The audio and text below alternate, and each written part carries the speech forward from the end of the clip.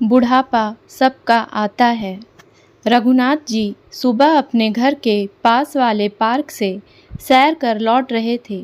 अचानक उनके आंखों के आगे अंधेरा सा छा गया और उन्हें चक्कर आने लगी। कदम लड़खड़ाने लगे। जैसे तैसे करके वह पास में लगी बेंच पर जाकर बैठ गए। थोड़ी देर बैठने के बाद उन्हें कुछ अच्छा महसूस हुआ। धीरे धीरे चलकर घर पहुँचे। पत्नी रमा ने पानी का गिलास बढ़ाया। देखा पति रघुनाथ जी के हाथ थरथरा रहे थे। उनके मुंह से ठीक से आवाज़ भी नहीं निकल रही थी। रमा जी ने अपने छोटे बेटे कमल को आवाज़ लगाई। जल्दी से सरकारी अस्पताल ले गए। सरकारी अस्पताल में सभी प्रकार के टेस्ट की सुविधा ना थी। कुछ टेस्ट करवाने बाहर भेजे थे। वह चाहती थी किसी प्राइवेट क्लिनिक ले जाए ताकि सभी टेस्ट एक ही जगह आसानी से उपलब्ध हो जाए। कमल बोला, माँ, बाबूजी के टेस्ट कराने में काफ़ी खर्चा आएगा। मेरे पास इतने पैसे नहीं। आप अपने बड़े बेटे को बुला लो। उसके भी तो पापा हैं ना, मेरे अकेले के तो नहीं। क्या उसकी कोई जिम्मेदारी नहीं? मैं ही हमेशा खर्च करूं? संपत्ति में हिस्सेदार तो वह भी बनेगा। खर्चे के समय कोई नहीं आता, साल में एक बार आता है। थोड़ा बहुत आपके हाथ थमा चला जाता है। रमा जी का दिल दुख से भर गया। पिता के इलाज के खर्च में भी बंटवारा। 2 बच्चे माता पिता के लिए भारी नहीं पड़ते, पर माता पिता हर बच्चे पर भारी पड़ जाते हैं। जबकि दोनों ही बेटे अच्छे पदों पर थे। छोटे को लगता है वह अकेले क्यों माता पिता के इलाज में खर्च करे। जब संपत्ति का बंटवारा होगा तो समान हिस्सेदारी बड़े की भी होगी। उसे अधिक तो नहीं मिलेगा कि उसने अपने माता पिता के लिए खर्च किया। वहीं बड़ा बेटा सोचता माता पिता के साथ साथ बने बनाए मकान में छोटा भाई रह रहा, उसे कोई किराया नहीं देना पड़ता, घर की सब सुख सुविधा का उपयोग कर रहा, उसका फ़ायदा उठा रहा।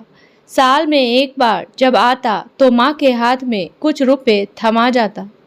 रघुनाथ जी ने एक साथ बुरा वक्त भी देखा और अच्छा वक्त भी। हमेशा एक दूसरे के साथ थे। एक दूसरे के बिना उम्र के इस पड़ाव पर जीना मुश्किल था। उनको बोलने की आवश्यकता नहीं पड़ती, एक दूसरे को देखकर ही समझ जाते थे। दूसरे दिन रघुनाथ जी की तबीयत थोड़ा सुधरने लगी। छोटे बेटे की बातों ने रमा जी को अंदर तक झकझोर दिया, बल्कि कुछ सोचने और न चाहते हुए भी कठोर कदम उठाने पर मजबूर कर दिया। रघुनाथ जी अपना पेंशन घर में लगा दिया करते थे ताकि माता पिता बेटे को अतिरिक्त बोझ ना लगे। आखिर कमल उनका बेटा है, पैसे रख उन्हें क्या करना है। रघुनाथ जी अपने स्वस्थ हो जाने के बाद पेंशन का एक हिस्सा पति पत्नी के इलाज के लिए जमा करने लगे।